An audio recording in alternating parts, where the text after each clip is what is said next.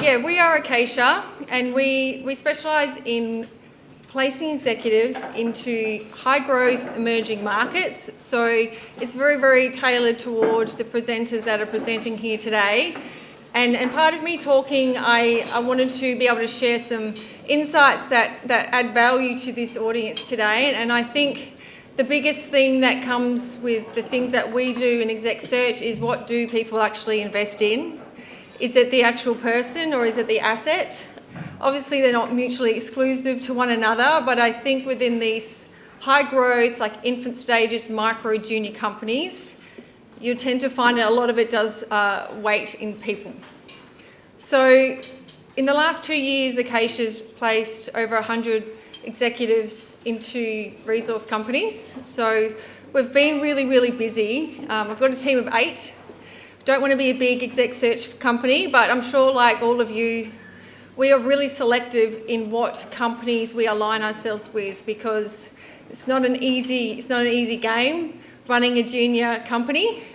You need to be commercial, you need to be corporate, you need to be a good leader, you need to be technical, you need to be able to present with all limited capital. So it's not an easy game. So I'll just run through my first slide and what do people base their investment decision on? And I fundamentally believe that good people find good projects.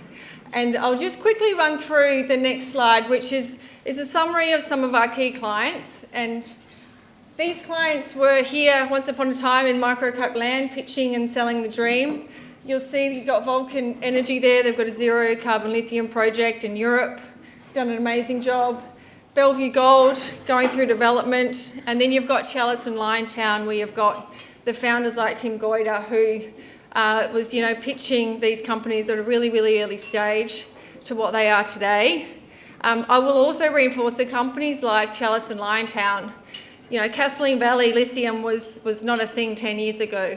So they have changed projects in those types of companies, and I think that just really reinforces, if you've got the right technical team, you've got the right people, they can go ahead and make changes in the market with the project based on what the market's doing. So another key thing you'll note is the actual people running those companies aren't the ones that founded them, that were part of those early stage.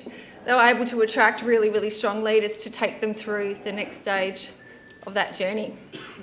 So in terms of characteristics that I want to share today, I think there's a real theme around executive leaders within junior resource energy companies. Like, what are the key characteristics that they all have in common? So here are some lovely faces within the resource sector. I'm sure some of you will know and recognise.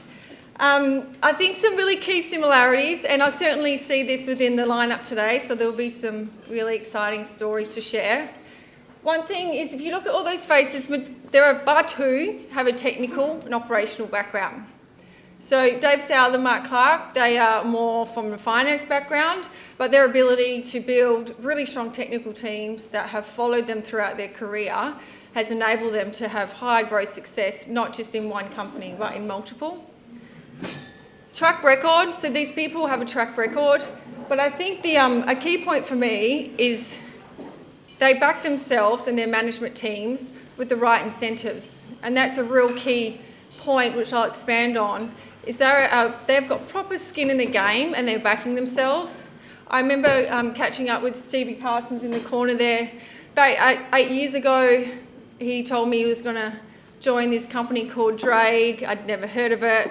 It ended up being Bellevue. He paid himself 150 grand. He put 200 grand of his own money in, backed himself up with incentives, and now that company is trending toward operations, over $1 billion market cap. So choosing those executives that are risk takers, are entrepreneurial, but they also actually back themselves and put skin in the game is a real key thing when making those investment decisions.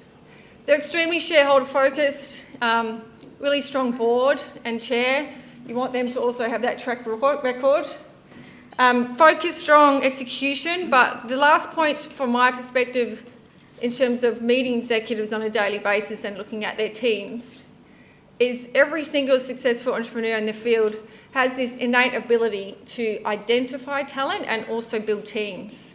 And each one of those individuals certainly able to do that. So with that, there's some, they're the characteristics that we are looking for when we're appointing leaders into organisations, and I certainly think that's what you need to be looking for when making key investments. And I hope that you're able to, find some real similarities in the people that are sharing their exciting stories today. In terms of exec search, I thought I'd just give you a real high-level overview of how we're kind of seeing the market at the moment. We've placed over 50% of the MDs we placed, even just in the last year, are first-time MDs. So we're seeing a real new wave of talent. And with those new MDs coming in, you just need to make sure they really have those strong board and mentors to be able to lead them into organisations. Critical minerals has just opened up a whole new space of different skill sets.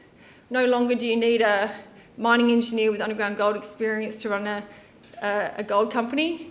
You're heading in toward all this downstream processing, lithium, rare earths. Not many people have actually done it, so we really need to understand, do they have the potential to be able to deliver on these roles? But it's exciting to see some new skills. ESG, diversity, still very, very much at the forefront, which is really exciting.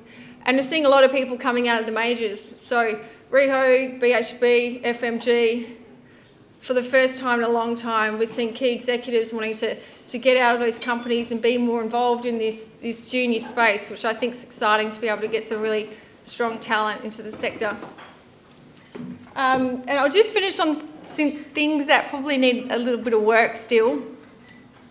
And like I said, in terms of juniors, executive teams, I still think, my personal opinion, I don't think pure share-based options are skin in the game.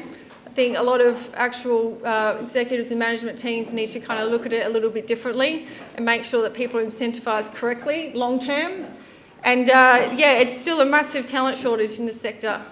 Resources industry PR problem is still at the forefront, and I do think critical minerals is starting to change that, which is really exciting. Can't get visas into Australia, it's hard. Like we are definitely experiencing a massive talent shortage in the industry. And just trying to get graduates to get into the sector is probably a real key challenge. So thank you for listening to me. I really appreciate your time. Some really exciting presenters here today. So thanks and enjoy your afternoon.